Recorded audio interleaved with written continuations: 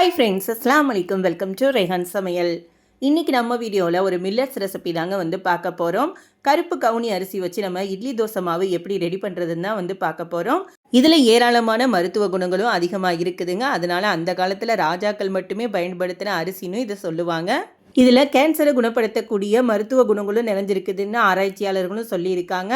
இவ்வளவு சத்துக்கள் அதிகம் நிறைஞ்ச இந்த கருப்பு கவுனி அரிசி வச்சு நம்ம பஞ்சு போல் இட்லியும் மொறுன்னு தோசையும் எப்படி செய்கிறதுன்னு பார்க்கலாம். நம்ம சேனலில் புதுசாக பார்க்குறவங்களா இருக்கீங்கன்னா மறக்காமல் சப்ஸ்கிரைப் பண்ணிக்கோங்க. இப்போ நம்ம வந்து அரிசி எல்லாமே வந்து ஊற வச்சுக்க போகிறோங்க. அதுக்கு வந்து நான் கருப்பு கவுனி அரிசி வந்து எடுத்திருக்கேன். கருப்பு கவுனி அரிசி பார்த்தீங்கன்னா உங்களுக்கு நல்ல நீளமாக நமக்கு நல்ல கருப்பு கலரில் பிளாக் கலரில் இருக்குங்க. இந்த கருப்பு கவுனி அரிசி வந்து இப்போல்லாம் வந்து எல்லா சூப்பர் மார்க்கெட்லேயும் கிடைக்கிதுங்க. கருப்பு கவுனி அரிசி வந்து நான் 2 கப் அளவுக்கு எடுத்திருக்கேங்க. எந்த கப்பில் அளந்து எடுக்கிறீங்களோ எல்லா அளவுகளையுமே அதே கப்பிலே வந்து நம்ம அளந்து எடுத்துக்கிறணும். 2 கப்பு கருப்பு கவுனி அரிசிக்கு நான் 2 கப் அளவுக்கு வந்து புழுங்கல் அரிசி வந்து சேர்த்துருக்கேங்க. இது வந்து ரேஷனில் வாங்கின புழுங்கல் அரிசி தான். நீங்கள் இதுக்கு பதிலாக இட்லி அரிசி கூட வந்து பயன்படுத்தலாம். இதோட வந்து உளுந்து வந்து 1 கப் அளவுக்கு வந்து எடுத்திருக்கேங்க. இது கூடவே நம்ம 2 ஸ்பூன் அளவுக்கு வெந்தயம் சேர்த்துக்கலாம். இப்போ இது எல்லாத்தையுமே வந்து நம்ம ஒன்றா நல்லா கழுவி எடுத்துக்கலாம்ங்க. நமக்கு கருப்பு கவுனி அரிசி பார்த்திங்கன்னா நிறைய அழுக்குகள் குப்பைகள்லாம் இருக்கிற மாதிரி இருக்கும். நம்ம நல்லா 4-5 முறை கழுவி எடுத்துக்கிறணும். பாருங்கள், இந்த மாதிரி நமக்கு வெளிர் நிறமாக வர்ற அளவுக்கு நல்லா கழுவி எடுத்துக்கிறணும். நம்ம என்ன கழுவினாலுமே கொஞ்சம் நிறம் மங்கலாக தான் இருக்கும். ஏன்னா மில்லட்ஸுக்கு எல்லாத்துக்குமே அப்படி தான் இருக்கும். இப்போ இதை வந்து நம்ம ஒரு மூடி போட்டு மூடி வச்சிடலாம். இது ஒரு 5 மணி நேரம் நல்லா நமக்கு ஊறி வரணுங்க. இப்போ நான் ஒரு சின்ன பவுலில் வந்து நம்ம எந்த கப்பில் அரிசியெல்லாம் அளந்து எடுத்தோமோ அதே கப்பிலே வந்து நான் 1 கப் அளவுக்கு சிவப்பு அவல் வந்து நான் எடுத்திருக்கேங்க. இப்போ இதை வந்து நம்ம அந்த பவுலில் போட்டு மூடி வச்சிடலாம். இப்போ நம்ம எதுவுமே செய்ய தேவையில்லை. மாவு ஆட்டுறதுக்கு ஒரு 1/4 ஹவருக்கு முன்னாடி, ஒரு 15 மினிட்ஸ்க்கு முன்னாடி மட்டும் நம்ம வந்து அந்த நேரம் கழுவிட்டு நம்ம நல்ல தண்ணி வச்சு ஊற வச்சுக்கலாம். இது வந்து ஒரு 15 நிமிஷம் ஊறுனா போதும். இப்போ நமக்கு அரிசியெல்லாம் ஊறிட்டு நம்ம 5 மணி நேரத்துக்கு பிறகு பார்க்கலாம். இப்போ நமக்கு 5 ஹவர்ஸ் ஆகிடுச்சிங்க. நான் 1/4 ஹவருக்கு முன்னாடியே வந்து நான் சிவப்பு அவளையுமே ஒரு அலசிட்டு நல்ல தண்ணி வச்சு ஊற வச்சுருக்கேன். இப்போ நமக்கு அரிசியுமே பார்த்திங்கன்னா நல்லா நமக்கு ஊறி வந்துடுச்சுங்க. இதை வந்து நம்ம வந்து ஒரு 2 முறை வந்து நல்லா கழுவி எடுத்துட்டு நம்ம அதுக்கு பிறகு ஆட்டிக்கலாம். இதில் நீங்கள் வந்து கிரைண்டர்லேயோ இல்லை மிக்சிலேயோ வந்து போட்டு ஆட்டலாம். நான் இன்றைக்கி வந்து உங்களுக்கு மிக்சியில் தாங்க வந்து ஈஸியாக வேலை எப்படி முடிகிற மாதிரின்னு வந்து நான் உங்களுக்கு அரைச்சி காட்ட போகிறேன். இதே கொஞ்சமாக இருக்குதுங்கிறனால நான் வந்து மிக்சியில் போட்டுக்க போகிறேன். இதே நீங்கள் வந்து நிறையா இருக்குன்னா நீங்கள் கிரைண்டரில் கூட வந்து போட்டு ஆட்டி எடுத்துக்கலாம். நான் இன்றைக்கி மிக்சியில் ஆட்டினாலுமே எனக்கு 2 தடவை போல் மிக்சியில் ஆட்ட வருங்க. அதனால் முதல்ல வந்து நான் கொஞ்சம் போல் அரிசி சேர்த்துட்டு அதோட வந்து பாதி அளவுக்கு வந்து அவளுக்கு தண்ணியும் சேர்த்துக்கிறேன். இப்போ இதில் அரைக்கிறதுக்கு தேவையான அளவுக்கு வந்து நம்ம தண்ணி சேர்த்துக்கலாமுங்க. நான் வந்து இன்றைக்கி ஐஸ் வாட்டராக சேர்த்துருக்கேன். எப்போவுமே மிக்சியில் அரைக்கிறீங்க அப்படின்னா நம்ம ஐஸ் வாட்டராக சேர்த்துக்கணும். இப்போ இதை வந்து நல்லா நம்ம நைஸாக அரைச்சி எடுத்துக்கலாமுங்க. கொஞ்சம் ரவை பக்குவத்துக்கு இருக்கிற மாதிரி வந்து அரைச்சி எடுத்துக்கோங்க. இப்போ நான் நல்லா அரைச்சி எடுத்துகிட்டேன். இப்போ இதை வந்து நான் ஒரு பவுலில் மாற்றிக்கிறேன். இது போல் மீதம் இருக்கிற அரிசியையுமே வந்து நம்ம சேர்த்துட்டு மீதம் இருக்கிற அவளையுமே சேர்த்து நம்ம நல்லா அரைச்சி எடுத்துக்கலாம். நமக்கு மிக்சியில் அரைக்கிறோம் அப்படின்னா எப்போவுமே ஐஸ் வாட்டர் போட்டு அரைச்சிங்கன்னா இட்லி தோசை எது செஞ்சாலுமே வந்து நமக்கு சூப்பராக வருங்க.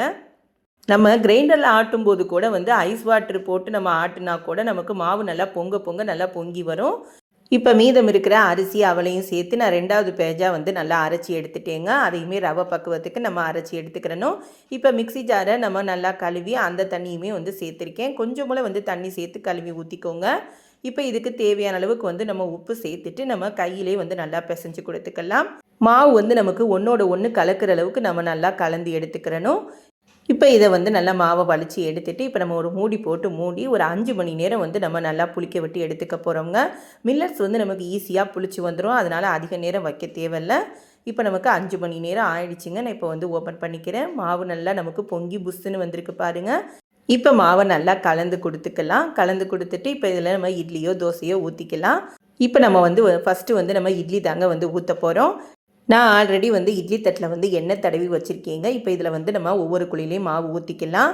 நான் வந்து இட்லி மாவு ஊற்றுறதுக்கு முன்னாடியே வந்து இட்லி சட்டியில் தண்ணி வச்சு கொதிக்கவும் வச்சுருக்கேன். இட்லி தட்டில் எப்போவுமே வந்து நம்ம தண்ணி கொதிச்சதுக்கு பிறகு வச்சோம் அப்படின்னா நமக்கு இட்லி நல்லா வெந்து வரும். நமக்கு நார்மல் இட்லியை விட பார்த்திங்கன்னா நமக்கு மில்லட்ஸ் இட்லி வந்து வேகிறதுக்கு கொஞ்சம் டைம் எடுக்கும். அதனால் ஒரு மீடியம் ஃப்ளேமில் வச்சு ஒரு 10 நிமிஷம் நல்லா வேக வச்சு எடுத்துக்கலாம். இட்லி வேகிற நேரத்தில் நம்ம தோசை ஊற்றிக்கலாம்ங்க. தோசைக்கல்ல காய வச்சுட்டு நான் மாவு வந்து அப்படியே ஊற்றிக்கிறேன். உங்களுக்கு தேவைப்பட்டால் மாவை கொஞ்சம் எடுத்து தண்ணி கலந்துக்கலாம். எனக்கு அப்படியே தாங்க கரெக்டாக இருக்குது மாவுன்னு, அதனால் அப்படியே ஊற்றிக்கிட்டேன். தோசை ஊற்றினாலும் நமக்கு மாவு திரளாமல் எவ்வளோ சூப்பராக வந்திருக்கு பாருங்கள். இதில் எண்ணெயோ நெய்யோ நீங்கள் சேர்த்து சுட்டுக்கலாம்.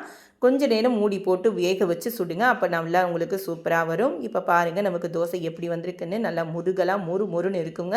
நல்ல கிறிஸ்பியான ஹோட்டலில் சாப்பிட்ற தோசை மாதிரியே நமக்கு இருக்கும். இப்போ நமக்கு கருப்பு கவுனி அரிசியில் மொறுன்னு தோசையும் ரெடி ஆகிடுச்சிங்க.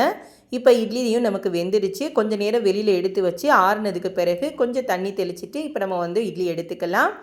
ஒரு இட்லி எடுக்கிறேன் பாருங்கள், நமக்கு எவ்வளோ நல்லா சாஃப்டாக இருக்குன்ட்டுன்னு. இட்லி ரொம்பவே நல்லா சாஃப்டாக இருக்குங்க. நம்ம நார்மலாக சாப்பிட்ற இட்லி தோசையை விட இந்த மாதிரி மில்லட்ஸில் நம்ம எடுத்துக்கும் போது அது ரொம்பவே உடம்புக்கு நல்லதுங்க. அதுவும் இந்த கருப்பு கவுனி அரிசி இட்லி தோசையெல்லாம் பார்த்திங்கன்னா வெயிட் லாஸ் பண்ணணும்னு நினைக்கிறவங்களுக்கு, இல்லை சுகர் பேஷண்ட்டாக உங்கள் வீட்டில் இருக்கிறாங்கன்னா அவங்களுக்கு இதெல்லாம் செஞ்சு கொடுத்தீங்க அப்படின்னா அவங்களுக்கு இது ரொம்பவே நல்லா ஹெல்ப் பண்ணுங்க. நீங்கள் வெயிட் லாஸ் இருக்கிறீங்க அப்படின்னா கண்டிப்பாக உங்களுடைய ஃபுட் லிஸ்ட்டில் இந்த மெனுவையும் சேர்த்துக்கோங்க. ரொம்பவே உங்கள் வெயிட் லாஸ்க்கு நல்லா ஹெல்ப் பண்ணும். இப்போ நமக்கு மொறுன்னு தோசையும் ரெடியாகி நமக்கு பிளேட்டில் வச்சாச்சுங்க. ஒரு இட்லி உங்களுக்கு பிச்சு காட்டுறேன் பாருங்கள், எவ்வளோ நல்லா பஞ்சு போல் சாஃப்டாக இருக்குன்ட்டுன்னு. ரொம்பவே நல்லா சூப்பராக இருக்குங்க. இட்லியுமே பார்த்தீங்கன்னா உங்களுக்கு டேஸ்ட் டிஃப்ரென்ஸ் எல்லாம் ரொம்ப பெருசாகவே இருக்காது.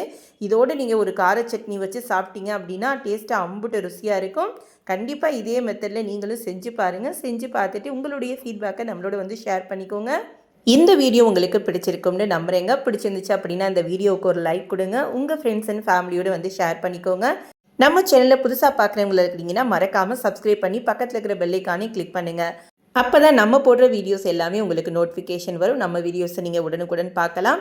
இன்னொரு புது ரெசிபியோடு நாம் அடுத்த வீடியோவில் சந்திப்போம். பை ஃப்ரெண்ட்ஸ், தேங்க்ஸ் ஃபார் வாட்சிங்.